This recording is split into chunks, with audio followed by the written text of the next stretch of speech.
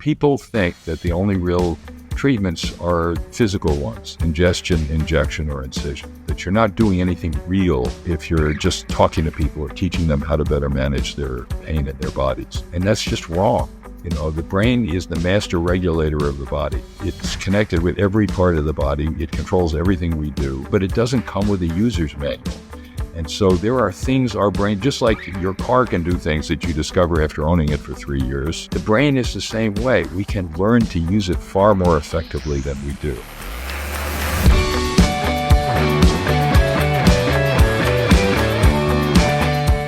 David, welcome. Thank you, Jason. Glad to be here. It's an honor to have you. You are a powerhouse in the field of science, specifically in your field of hypnosis. And so let's start there. Can you talk a little bit about your background and what you do? Jason, I'm happy to be here with you. I'm Wilson Professor and Associate Chair of Psychiatry and Behavioral Sciences at Stanford University, where I've been on the faculty since 1975. I've been studying hypnosis, using it clinically, doing randomized clinical trials, doing brain imaging of what happens when people are hypnotized for my entire career. And the way it began is that it's something of a genetic illness in my family, since both of my parents were psychiatrists and psychoanalysts. And so they told me I was free to be any kind of psychiatrist I wanted to be, and here I am. And actually, you mentioned that you went to Columbia and that you had a terrible hypnosis stage show demonstration when you started. Yes. That rankles a little bit because my father taught a legendary course on hypnosis at Columbia. And for years, I've heard people say how much they enjoyed his course, even if they didn't use hypnosis in their practice. And one day I met a guy who said, my biggest regret when I went to Columbia Medical School, the College of Physicians and Surgeons, is that I didn't take your father's course in hypnosis. I wish I had. He was training as an analyst, and a Viennese refugee named Gustav von Aschaffenburg, who was trying to help the American war effort against the Nazis because he'd been chased out of Europe by the Nazis, had learned about hypnosis because he was a forensic psychiatrist. He had a smallpox scar in the middle of his forehead. And he noticed that some of the prisoners he was interviewing would suddenly just sort of turn their heads down and drift off, and he got interested in hypnosis. He taught my father and a number of other young Army docs about how to use it to help with pain control and with combat stress reactions. And my father did that in North Africa in World War II. And when he came back, he was going back to being an analyst, and one of his supervisors said, don't give up on hypnosis. You're going to teach a course on it, and I'm going to take it at the Psychoanalytic Institute, which was a revolutionary thing since Freud gave up hypnosis early in his career. And so the dinner table conversations were pretty interesting. And when I wound up going to medical school, I thought, well, I better take my own course on hypnosis. And my first patient, who I will never forget, was the nurse. I was on pediatrics at Children's Hospital in Boston, and the nurse says, Spiegel, your next patient's in room 342. And I was following the sound of her wheezing down the hall. She was an asthmatic who for 3 months in a row had been hospitalized in what we call status asthmaticus, where she was wheezing and we couldn't get her to stop. We gave her subcutaneous epinephrine, didn't work twice. And so I'm standing in the room, pretty 15-year-old girl, knuckles white, struggling for breath, mother standing next to me crying, nurse in the room, and I didn't know what to do. So I said, do you want to learn a breathing exercise? She nods. And I get her hypnotized, and then I break into a sweat because I realized that we hadn't gotten to asthma in the course yet. So I said something very sophisticated. I said, each breath you take will be a little deeper and a little easier, talking about what you're for and not what you're against. And she, within 5 minutes, she's lying back in bed and she isn't wheezing anymore. And mother stops crying, nurse runs out of the room, intern comes looking for me.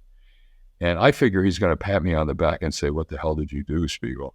And he said, the nurse has filed a complaint with the nursing supervisor that you violated Massachusetts law by hypnotizing a minor without parental consent. Now, I spent 7 years in Massachusetts in training. There are a lot of weird laws in Massachusetts, but that is not one of them. And her mother was standing next to me while I did it. So he said, "You're going to have to stop doing this." And I said, "Why?" He said, "It's dangerous." I said, "Well, your next step was general anesthesia and steroids, and you're telling me that my talking to her is dangerous?" I said, "Take me off the case if you want, but as long as she's my patient, I'm not going to tell her something I know isn't true." So he stomps out, and the intern, the resident, the chief resident, and the attending had a council of war over the weekend. And they came back on Monday with a radical idea. They said, "Let's ask the patient." I don't think that had ever been tried before there. And she said, "Oh, I like this." Well, she had one subsequent hospitalization, but went on to study to be a respiratory therapist.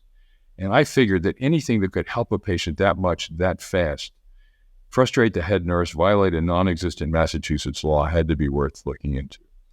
And so I've been doing it ever since because, it was the evidence of my eyes right there in the room. You could see the change happening.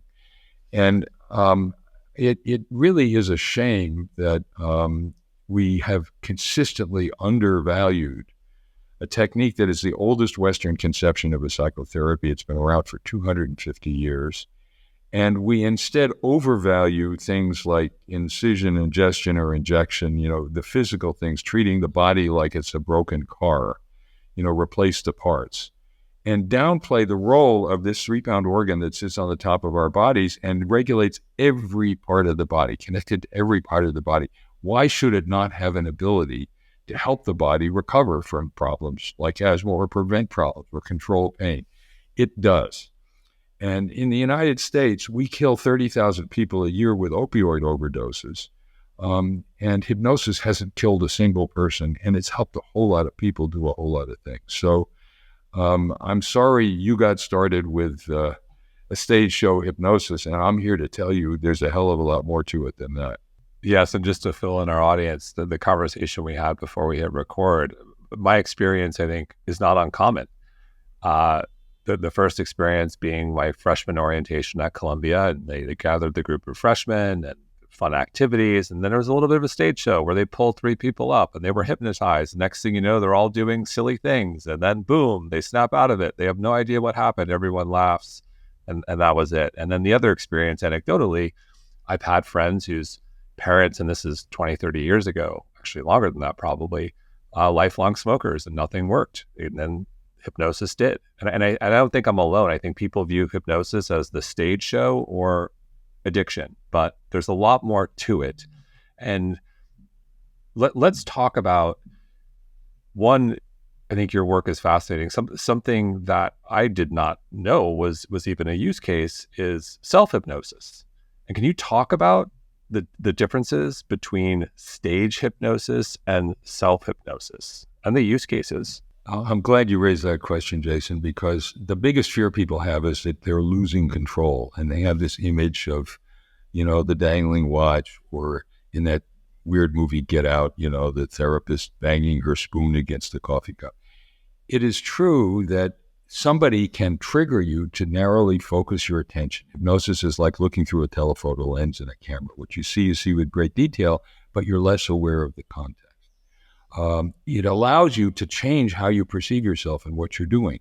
That's got tremendous therapeutic potential, but it's fundamentally an intrinsic ability. People differ in their ability to experience hypnosis. And if you're not hypnotizable, nobody can get you into a hypnotic state. And what the stage show guys do is they filter through the audience first to get the 15% who are extremely hypnotizable. They're the ones they keep on the stage, and everybody else they ask to sit down again.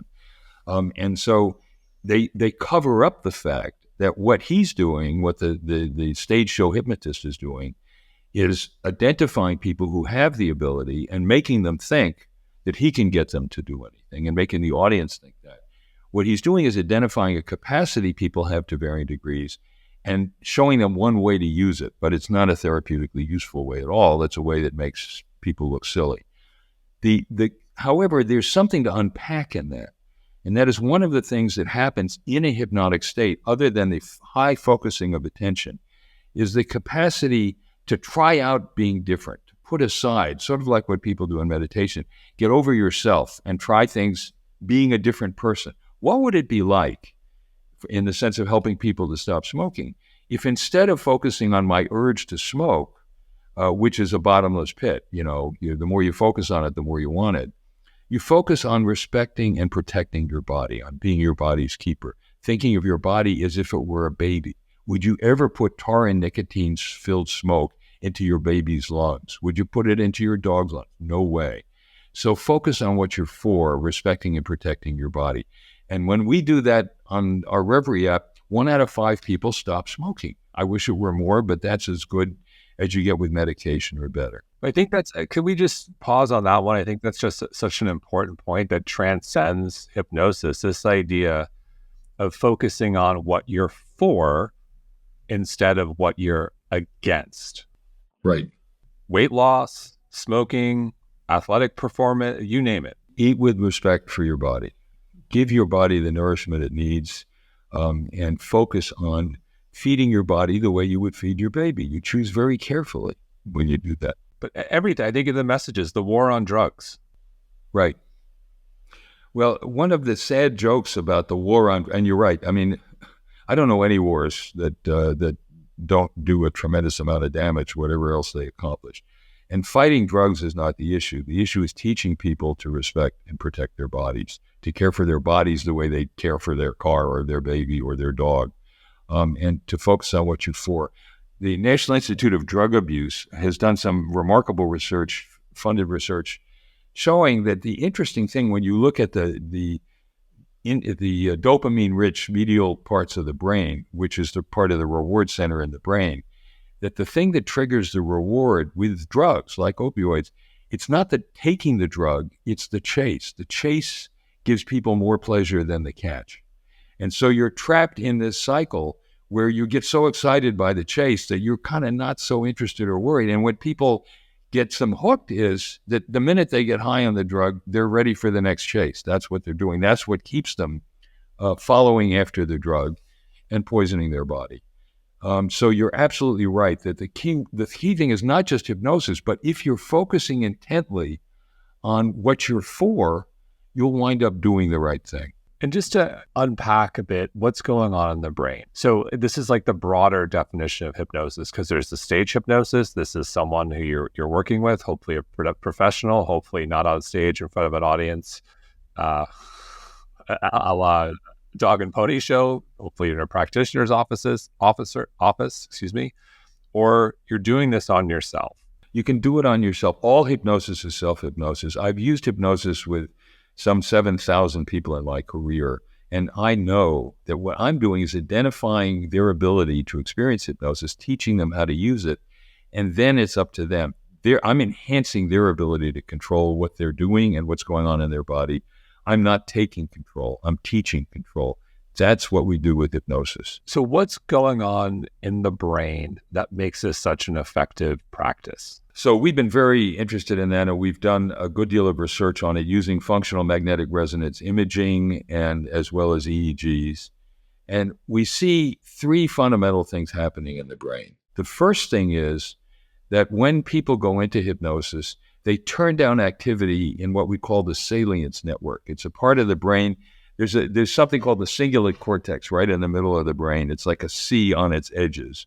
And the front part is a kind of alarm system. It's a pattern matching system in the brain. So if you hear suddenly a loud noise, you suddenly think, oh, I better see if there's something going on outside that's dangerous. And it disrupts your focus of attention.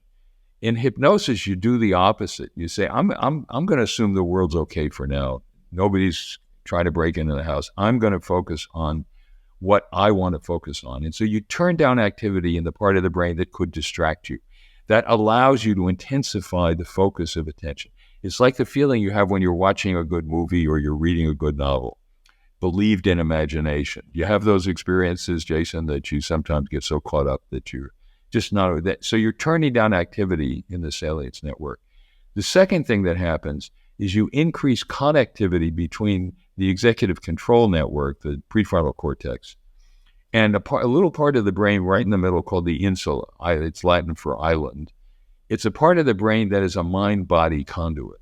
So it's a part of the brain where the brain can better control what's going on in the body, like the autonomic nervous system, and can be more aware of what's happening in the body. We call that interoception. Are you physically comfortable or uncomfortable? So you heighten connectivity to control and perceive what's going on in your body. And the third thing you do is you disconnect the executive control network from the back part of the cingulate cortex. We call that the default mode network.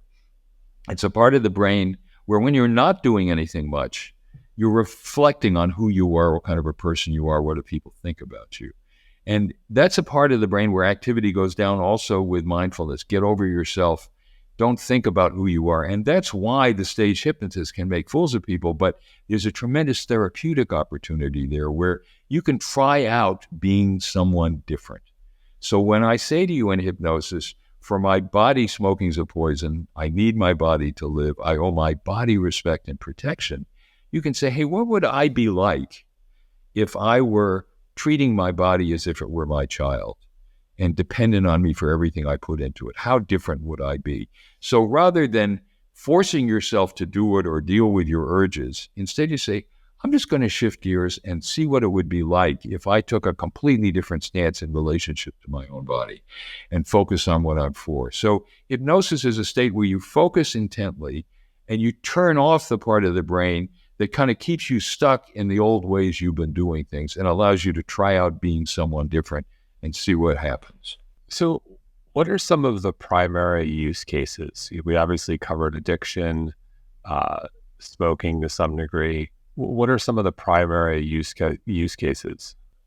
Focusing intently. So people who have trouble kind of focusing and planning on how they're going to get things done and what they're going to do, who find themselves more worried in their focusing on the outcome than they are on the process. So I talked with somebody yesterday who has a wonderful podcast who was saying, I'm having trouble just getting to where I want to do the hardest part of my work, which is editing down the films once we've recorded them.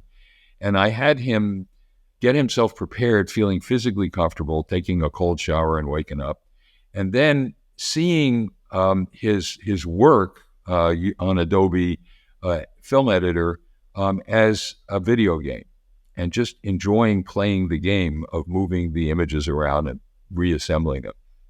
And he could hardly wait to get started. And it's been the part of his work that he dreaded the most. So you focus on immersing yourself in the process rather than on doing something to get to an outcome.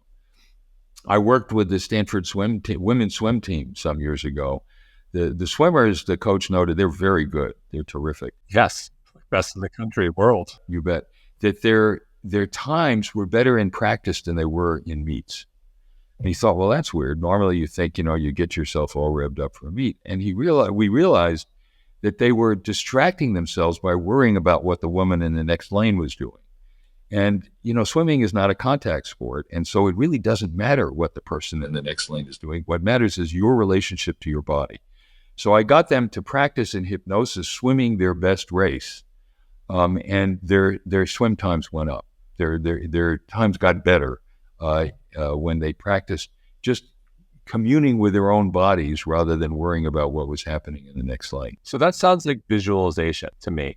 What's the difference? It's intense visualization, and it's mind-body visualization. You're not just picturing it, which is helpful, and that's part of what we do in hypnosis, but it's also reconnecting with your body in a more intense way, where you're experiencing it, you're not just visualizing it. So in other words, you're feeling, what does your hand feel like cupping the water? What do your eyes feel like in your goggles? Being in tune with your body and helping your body do its best. That's exactly right. And so athletic performance, what else? You mentioned opioids. Sounds like pain management. Pain management is tremendously important.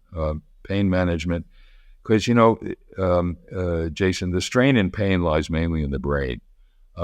Pain is composed of signals that come from the body where there may be tissue damage, but it's also how the brain interprets it. And to give you a simple example, right now I see you're sitting down. You probably got sensations in your bottom touching the chair, but hopefully you weren't even aware of that until I mentioned it. If I did, we could stop the interview right now. And so the brain all the time is filtering some kinds of information in and most information out so you can do what you want to do.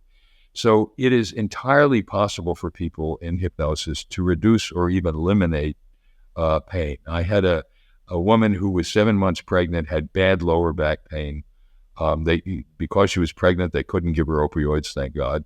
And they had implanted a nerve stimulator that wasn't working.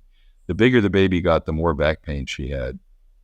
And I had her imagine doing the thing that actually gave her the most comfort during this terribly difficult pregnancy, which was taking a warm bath. So I said, yeah, I got her hypnotized. I said, you're in your bath. Let the warmth of the bath filter the hurt out of the pain. Focus on that sense of floating lightness and warmth. And within a few minutes, her pain went from 7 to 8 out of 10 to 3. And she opened her eyes and she looked angry. And I said, what's the matter? She said, why in the hell are you the last doctor I got sent to instead of the first? And, you know, it makes me alternately sad and angry that people have so much capacity to manage their pain and discomfort that we don't utilize. And instead, we put them on these drugs. We get them hooked on these drugs that addict them and often kill them. It's just wrong. Why is that? I think there's a clear understanding that we're living in an opioid crisis. I don't know what the numbers are, but I think it's one of the leading killers in America. It's horrifying for parents. 30,000 deaths a year from opioid overdoses in the United States. Wow. And you are highly credentialed. This is real science. Why aren't more institutions embracing hypnosis as a form of pain management? We've got a real crisis. Jason, this, I lose sleep about this. It's terrible. The problem is that people think that the only real treatments are physical ones, ingestion, injection, or incision, that you're not doing anything real if you're just talking to people or teaching them how to better manage their pain in their bodies. And that's just wrong. You know, the brain is the master regulator of the body. It's connected with every part of the body. It controls everything we do, but it doesn't come with a user's manual. And so there are things our brain, just like your car can do things that you discover after owning it for 3 years, the brain is the same way. We can learn to use it far more effectively than we do. And so we've done randomized controlled trials showing that people undergoing surgical procedures that don't use general anesthesia can reduce their pain by 80% just learning self-hypnosis, using fewer opioids and having fewer complications. We published a randomized study with 241 people in The Lancet in the year 2000, and showing these huge reductions in pain, in complications, in anxiety. And if that had been a drug and not hypnosis, every hospital in the country would be doing that now. But people just don't take it seriously. And that's why I built Reveri. I just thought, I'm going direct to consumer. I want people to have access to treatments that are wildly effective and underutilized. And I don't have, like pharma, a bunch of, pretty girls going out to doctors' offices and convincing them this drug is not really as addicting as we think it is. And so it's not happening. And I want to make it happen. Well, Reveri is fantastic, and I want to come back to that specifically the self-hypnosis piece. But I want to call out you mentioned you lose sleep. A lot of people lose sleep. A lot of people are stressed. That's also a use case. It's another use case, absolutely, insomnia, and it's our most popular one. Actually, people love doing it. So we just get people. The way I handle trouble going to sleep as well as stress and stress management is start with your body and work up. And it sounds kind of paradoxical because I'm talking about using your brain to do it. But when you're having trouble getting to sleep, we usually do the wrong things right away. First of all, you look at the clock and see how long it's been that you haven't gotten to sleep or what time it is when you woke up. And all you're doing is arousing yourself more. You're saying, oh, damn, what does it matter what time it is except to get you all riled up? And what happens is your body gets tense, your muscles get tight, your heart rate and blood pressure go up, and you have more trouble sleeping. So instead, I have people focus on comforting their body as if it were a child. Imagine you're floating in a bath, a lake, a hot tub, or floating in space. We do something in addition called cyclic sign, where we have people inhale halfway, hold their breath, inhale fully, and slowly exhale through your mouth. And as you do that, you trigger the soothing parasympathetic autonomic system and help your body relax. So you get your body comfortable. And then if you're still having thoughts that arouse you or make you anxious, I've got 5 meetings tomorrow morning and, I'm not going to get enough sleep. You just project them like you're watching a home movie out onto an imaginary screen, but detached from your body. So your body's floating and comfortable. And you may even think of something you can do to help with the problem. But you're experiencing your thinking as if it were just flowing through you, not something you need to act on. And that can help people get to sleep. So I've read about this idea of you removing yourself from your body, watching yourself on film, taking a step back and kind of zeroing in on like zooming out, if you will, in numerous places. And it's been years. I think I've read about it in one of Tony Robbins' books. I think I've seen some other books on visualization. Could you walk us through why this idea of kind of trying to get out of your body works? Well, often my body is glad to get rid of me, actually. So it works because there are multiple ways in which the brain and the body can connect to one another. And what happens with stress as well as with insomnia is you start this snowball effect where you have an interaction with your body that makes things worse rather than better. So you worry about something. Either I can't get to sleep, or my boss said something to me that really worries me. Is he going to fire me or something? And your body gets this fight or flight reaction where it says, uh-oh, this is going to be trouble. So your muscles tense, you start to sweat, heart rate goes up. And then you notice that and you think, oh my God, this must be really bad because I feel so bad physically. And it gets worse. So you worry some more. And it's like a snowball effect. One feeds into the other. If instead you say, there's one thing I can do about this problem, either not getting to sleep or the stressor, and that is I can make my body feel better. I'll do that first. So you say to your body, whatever is going on with my boss or getting to sleep, just imagine being in a place where your body feels most comfortable, like a warm bath or floating in the air or taking a swim in a mountain lake, whatever makes you feel good. And just affiliate with that feeling and say, I'll deal with that stressor in a minute. I'll get to sleep a little bit later. Focus on that. And that's an area where you actually have control. Regardless of how stressful things are, you can do that. So once you get that sense, you've already taken a step toward diffusing the stressor because it's not making your body feel so bad.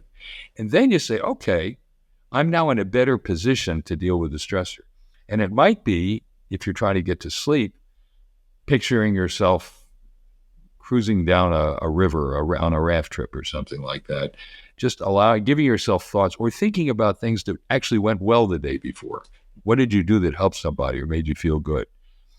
And so your body is now soothed and your mind you're taking control of your mind and what your mind focuses on. And your body isn't distracting you, it's supporting you in doing that. So what do you recommend when anxiety strikes, because it always will, and for some people, I'd say all people at certain times, they can spiral.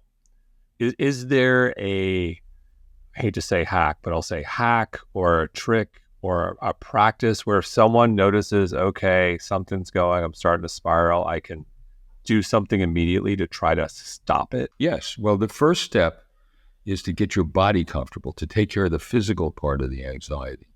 And then think about a way of dealing with the problem. So I'll give you an example. We have a flying phobia app on Reveri. And what we tell people to do is get their bodies comfortable when they're worried about getting onto a plane or being on a plane. And then we give them 3 things to think about to help restructure their experience, the thing that's scaring them. And this is not an uncommon problem. It's like, 15 to 20% of people don't fly because they're that scared of it. And if you really want to have a sensible phobia, don't get in a car because it's a lot more dangerous than flying in an airplane. But I tell them, focus on 3 things. So get in the plane, buckle your seatbelt, and float with the plane. Think of yourself not as a container that's controlling you, but as a comfortable experience where you feel your body. The motions of the plane are things that you can just float with the plane, enjoy it like you're taking a ride in an amusement park. The second thing is think of the plane as an extension of your body, like a bicycle. If you want to get from one place to another faster than walking, you take a bike. And the bike becomes an extension of your body that helps you do what you want to do. And the pilot of the plane is an extension of your mind. You're choosing an airline not for some back bush airline, but an airline that actually trains its pilots and supervises them. The pilot is the extension of your brain to help you control the plane and get where you want to go. And you think also about the difference between a possibility and a probability. It's always possible the plane will crash. It's always possible there'll be another wildfire right around us. And it'll be horrible, but it's not probable. So the fact that you can, sharply picture a bad outcome doesn't mean that makes it more likely. So you give people things to restructure their fears at the same time as you're helping them make their bodies more comfortable when you're in that situation. What about, I think this is a cousin of flying phobia. I fall in this category. I don't love elevators. I get in them, but if it's too crowded, a little claustrophobic, I get out. Well, that's fine. You're taking control of the situation in that way. It can be very uncomfortable, but have you had similar experiences to being in an elevator that don't make you uncomfortable? If I'm solo in an elevator, I'm fine, or with my family, but I generally don't like crowded spaces, and like a crowded elevator, I usually just opt out. Well, of course, you're taking control in a way that gives you some comfort.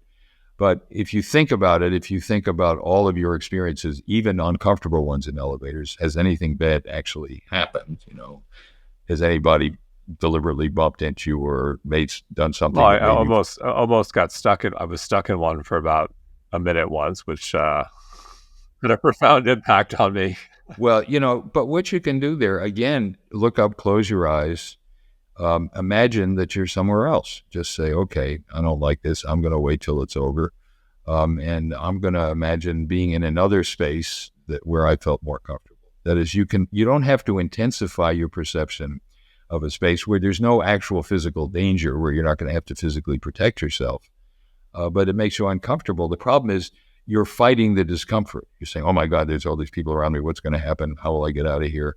But in a sense, if you just say, you know what, I'm going to give myself a break here and be somewhere in my imagination I'd rather be until this thing gets fixed. I'm going to segue to cold plunging, because I think it's somewhat related in this idea of I'm going to get in this cold body of water, which makes me very uncomfortable, but where my heart rate spikes, but I'm going to breathe through it and be okay. Is that in the same ballpark of what we're talking about here? Well, one of the things in the cold plunge experience, and I've done it, is the interesting thing is the transition time. So the toughest time, and often we find reasons to delay actually taking the plunge. You're there, I'm going to do this, but you think of a few other things you got to do first, but there's a very rapid transition where the first part where you're changing from ambient temperature to the water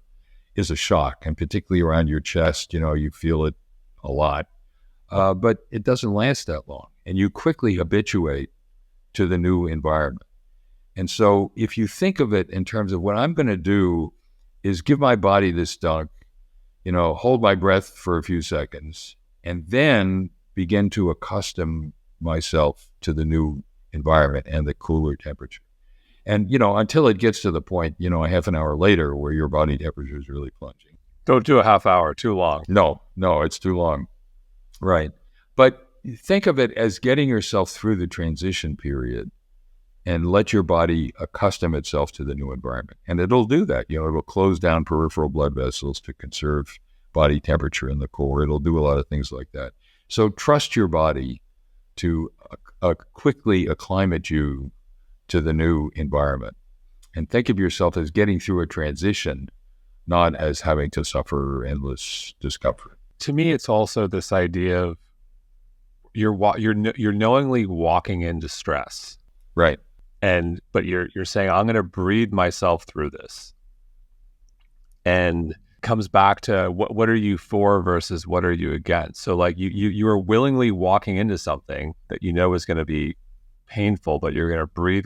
Does that make, in my view, makes one a little bit more resilient?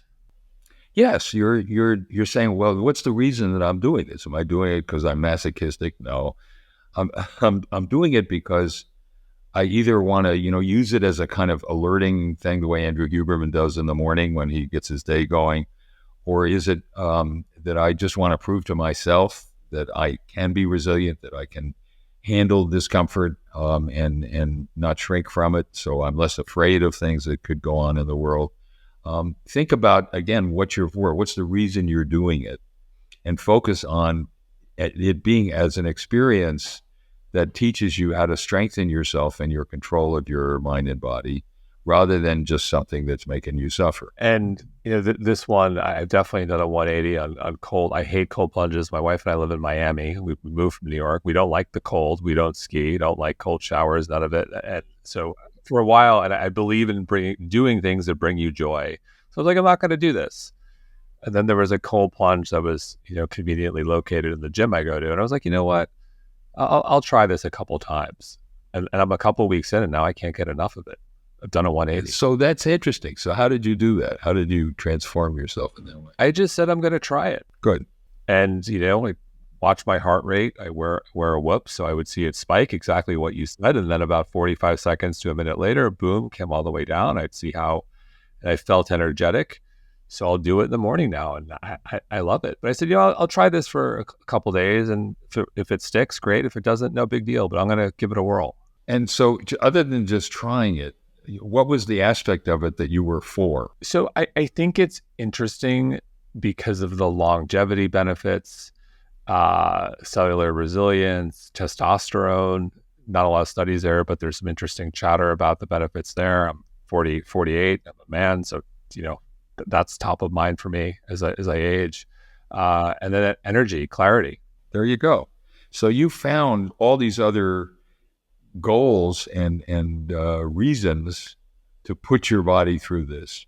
And so you saw it not just as plunging into discomfort, but as a way of keeping young, strengthening your body, and feeling better about yourself because you're able to take on something that you previously avoided. But with that said, if I didn't like it, I still wouldn't. There are some things that there are a lot of great longevity benefits. Running, for example. I just don't like running. Last time I ran was the last college basketball game I played in 1998. On this show, if you see me running, call the police. I'm in trouble. I love it. All these great benefits for running, I'm just not going to do it. Okay. Well, that's good. So you chose your poison, There you go. So, something you touched on earlier is this idea that some people are more hypnotizable than others. Can you speak to that? I'm guessing kids are probably the best here. That's exactly right. All 8-year-olds are in trances all the time. You call your kid in for dinner, he doesn't hear you. He's out playing basketball or whatever. And it's one of the joys of childhood, actually, is that work and play are all the same thing for them. It's a shame that we make them into little grown-ups in school because they love learning. They soak up information. They get engaged with everything in their world. That's a hypnotic-like state. If you want a person to learn a foreign language, get them doing it when they're 7 years old, and they'll come out of it fluently speaking the language with a better accent than you'll ever achieve. I discovered that with our kids when we did a sabbatical in Paris, and they wound up speaking better French than I do. And so it's a period of time in life when you can get fully absorbed in whatever you're learning. As we age and we go through adolescence and, are taught to value reason over experience and emotion, some people lose that hypnotic ability to some extent.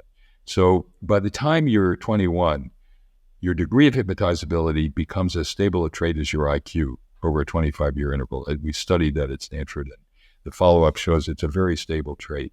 And about 2/3 of the adult population are somewhat hypnotizable. About 15-20% are extremely hypnotizable. So most adults are to some degree, and enough to use it. And even people who aren't hypnotizable can learn this technique of focusing on what you're for. We had a woman on Reveri whose score was 2 out of 10 on the hypnotic induction profile, which you can take as part of Reveri. She stopped smoking because she was focusing on this issue of focusing on what you're for. We had another woman who was moderately hypnotizable, who didn't want to stop smoking. And the first time she tried our exercise, she didn't like it that much. She went home, tried it again that night. She lit up a cigarette. She'd smoked for 25 years, had never even tried to stop. She looked at it, she said, who needs this? And she hasn't smoked a cigarette since. And she said, Dr. Spiegel, this is some crazy ass voodoo shit. And I mean that in a good way. On that note, it seems like people going through really rough treatments, so think of cancer, for example, someone going through the ringer with chemo and everything else, immune therapy, whatever they're doing, it's a haul not only physically but mentally. And we know that one's mindset plays a significant role in the outcome.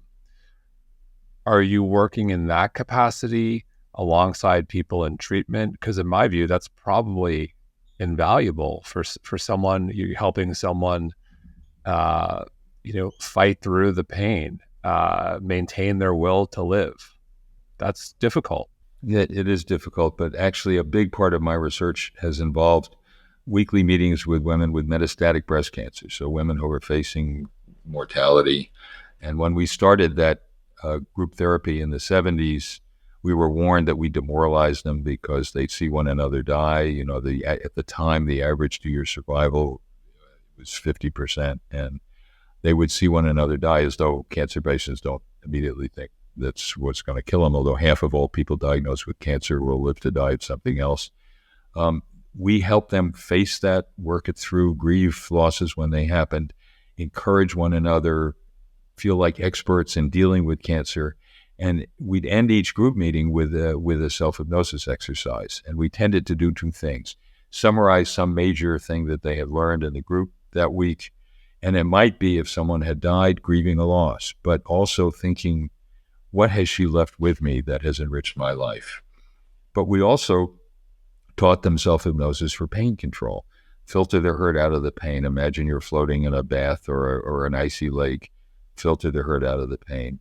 And we found in a randomized trial that over the course of a year, the women who were taught self-hypnosis actually had half the pain the control group did on the same and very low amounts of medication. Because when they would get a new pain in their chest, they wouldn't immediately leap to the idea that they had new metastases and the cancer was progressing. They'd say, oh, this is more of this discomfort and I can filter the hurt out of the pain. So they stopped fighting the pain or letting it be a trigger for their anxiety, and instead saw it as an occasion, an opportunity for mastery, and they would learn to control the pain perception. It seems to me that some of the best athletes in the world have this superpower where there's an injury and it happens in the heat of the moment in the third quarter or the fourth quarter.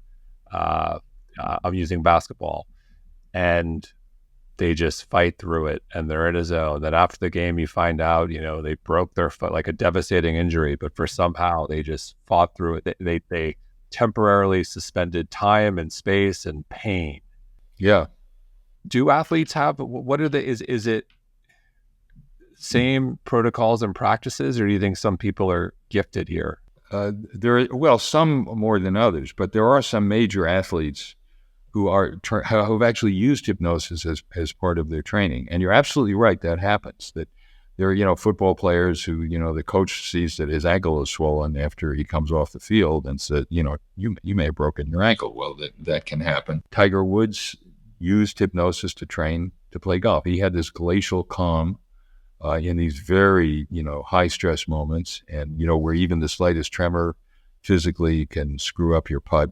And he was able to just keep his focus on his connection with his body and what he was for, what he needed to do. Michael Jordan trained using hypnosis, and, other than the fact that he looked like a man twice the size and proportions of an ordinary mortal, but he also had this incredible calm and ability in the face of, 6'6" people, trying to mess with him. He could just keep his focus on his shooting. And he formally trained using hypnosis. So yes, I think there are some great athletes who, in addition to their physical skill, have this mental control where they can just stay in that zone, focus on what they're for, and not let themselves get distracted by the opposition. In fact, in our Reveri app, we teach athletes who are training to focus on your opponents, the goalie or the defending player, as your coach. They're teaching you what you need to learn to do to be better at this game. And so it's not just an annoyance, it's an opportunity to learn. So I want to bring it back to kids. I have two little girls, age 6 and 4, and great ages. Yeah, they're lovely, and they're also a handful. Yep. Depending on the moment. How should parents think about hypnosis with their children in terms of, helping our kids be resilient, happy, strong kids? Well, part of what you can do with hypnosis doesn't always have to be formal, but certainly, if they have to get a shot or have some kind of medical procedure, you can comfort them through that. There was one pediatrician I knew whose way of hypnotizing a kid was to say, now I'm going to give you this shot, but don't worry about that, he said, because you're going to tell me that your body is ready when I press the button. And then he presses their belly button and gets them to giggle with that. And meanwhile, he's also giving them a shot. So get them to misdirect their attention to something else. When getting these kids that age to sleep, they don't want to sleep. In fact, when the more tired they are, the more agitated they get because they're fighting being sleepy and being tired. And so I would have my son and daughter picture going down a river on a river raft and seeing the animals along the coast of the river and just letting them drift off to sleep. One night I didn't do that enough, and my son came out looking for me, at 8:30 or 9 when he should have been asleep for a while, and he said, "Dad, I need a professional." He said, So, what about the specific example where I think every parent struggles with, getting your kid to, eat a piece of broccoli, or in our household, get our daughter to take her gummy vitamin in the morning. Right. Well, I would say the way to do it is to kind of gamify it, to redirect it in some way. And many parents do this instinctively anyway. But just say, there's a hungry little part of your body that can't wait until it gets to eat that gummy. And it'll feel so much better. And you can picture your stomach smiling or something like that, something that makes it a kind of fun game. And gives them something that they want to do rather than something they're fighting you about. Because the minute it gets into that power struggle, you both lose. Yes. I lost this morning. I lost. I got it. But just say, that there's a hungry little animal inside you that can't wait until it sees that gummy or something like that. And try and make it a game that they can enjoy rather than a fight. So it sounds like there are a ton of benefits, many use cases, and that I think a large portion of the population can benefit from hypnosis. Are there people who should not consider hypnosis? Well, there are people, for example, with serious mental disorders who are sort of paranoid and are afraid that anybody trying to do anything to them is literally trying to harm them. And so certainly if anybody is, sort of pathologically suspicious or defensive, don't force it, don't push it. And there are people who have serious other illnesses who are very depressed and maybe suicidal who need professional help. And that's the first thing. And hypnosis is not going to be the answer to that. So they need someone who will help protect them and keep them safe. But other than that, I'll tell you that I have been shocked and surprised at how little troubles we've had with people who have used Reveri. And we've had many thousands of people using it. And the number of complications I've had has been like less than the number of fingers I have on my right hand. And we've dealt with those pretty easily. So it's surprisingly safe. So let's talk about the app. It's fantastic, Reveri. So talk about where people can find it and the use cases and all the good stuff you have going on there. The Reveri app is available if you have an iOS phone from the App Store. Reveri, Reveri, no E at the end. It's at Google Play if you have an Android. You can learn more about it and get to those points if you go to www.reveri.com. And we've designed it. We have a wonderful design team who have made it very efficient and effective and enjoyable to use. And you can choose from a number of things, which includes testing your hypnotizability. Takes about 5 minutes, and you'll learn how hypnotizable you are, and therefore what sort of mind style you have that can make the most use of what the apps teach you to do. And then we have apps for getting to sleep, getting back to sleep. I used to worry. We made it interactive. One of the cool things about the app is I'll stop periodically. You get to hear my mellifluous voice, and the app will stop. I'll say, "Is your hand floating in the air? Are you feeling like buoyant?" If you say yes, we go on to something else. If you say no, I help you with that part of it. And so periodically, it's more interactive and like the experience of being in my office. I used to worry about whether it was almost as good. And we're finding, for example, we get about the same rate of smoking cessation from the app as we do when people see me. But then it occurred to me that one of the uses of the app is to help people get back to sleep if they wake up during the night. And I'm thinking, it's better because hopefully I'm not actually in your bedroom at 3 a.m. helping you get back to sleep, but you've got my voice on your smartphone. So it's there whenever and wherever you need it. We do it for pain control, and it's very helpful for people in controlling pain. So before you reach for some opioid or some other medication, do the self-hypnosis exercise as many times as you need to help you get control of the pain and maintain control. And it's better to do it before the pain gets really bad. Do it when it's just ramping up, and you can usually manage it well. Dealing with stress and anxiety and phobias, driving phobias, airplane phobias.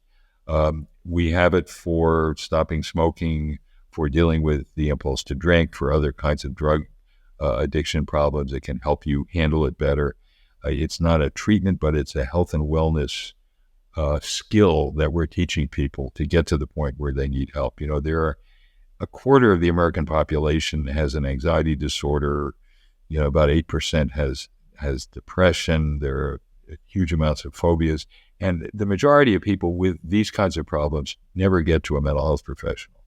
And so what we want to do is make it available to anybody who wants to try this out and see if it can help them manage these problems like pain, stress, anxiety, and habit problems. We get 1 out of 5 people to stop smoking. I wish it were more, but that's not bad. It's as good as other treatment approaches to smoking control.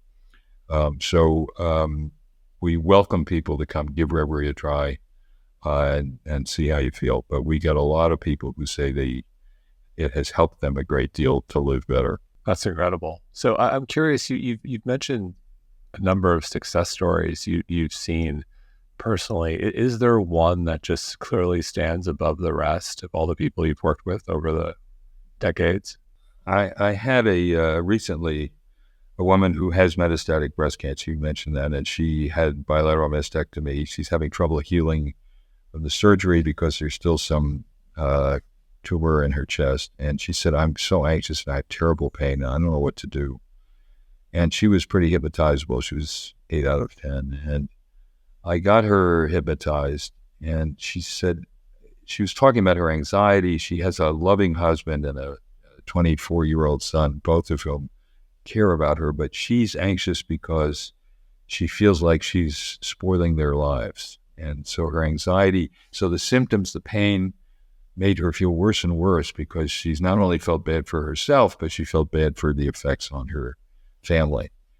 And so I got her hypnotized, and I said, "Picture where you'd like to be right now." So she put herself on a beach, on an island somewhere, and the wind and the sun and all that. And she said, "I feel better. That's nice to be there." And I said, "I want you to invite your son and your husband to join you on the beach." And she said, "Okay, they're there now." I said, "Well, have them turn around and look at you. And now you look at them, and I want you to look in their eyes and tell me what you see." And she said, "I see their love. I see that they really care about me and want to help me." And I said, "Do you see any frustration or anger that you're messing up their lives?" She said, "No, they just love me." And I said, "Well, your job is to recognize that and thank them for the help they're offering you and accept it."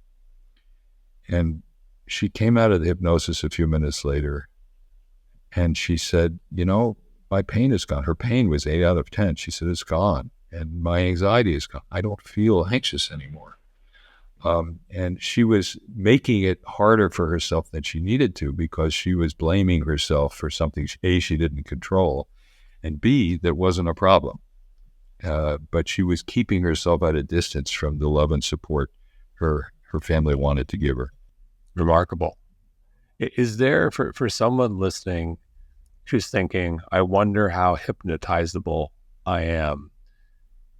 I'm assuming there's a series of questions one could ask to kind of gauge. Yes. Now we have the full hypnotic induction profile that I use with every one of my patients on the app. You can do it that way. But one question would be something like, are you the kind of person who gets so caught up in a good movie or reading a novel that you forget you're watching a movie and you enter the imagined world? And those kinds of people tend to be more hypnotizable than those who say, no, I don't know what you're talking about. Is there anything we haven't touched on today that you'd like to touch on, or if not, any parting words of wisdom for the audience? Thank you. Well, I would just like to reinforce the idea that what we've been talking about, Jason, is that hypnosis is in no way a loss of control. It's a way of enhancing your control over your mind and your body. So people who are afraid of it for fear of losing control, this is a great opportunity to enhance it, to learn how to better manage your body, take better care of it, make better use of it, live more comfortably. And if you're having a problem with pain or anxiety or habits, this is a way to approach it where very quickly you can see the extent to which you can make a difference. And the nice thing about Reveri is you don't have to take my word for it. Just try it and see how you feel. And we find that 9 out of 10 people find that in the first session, their stress levels are lower, their pain levels are lower. 1 out of 5 people who use it stop smoking right away.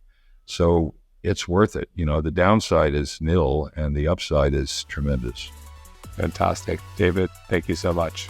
Thank you, Jason. It's been a real pleasure.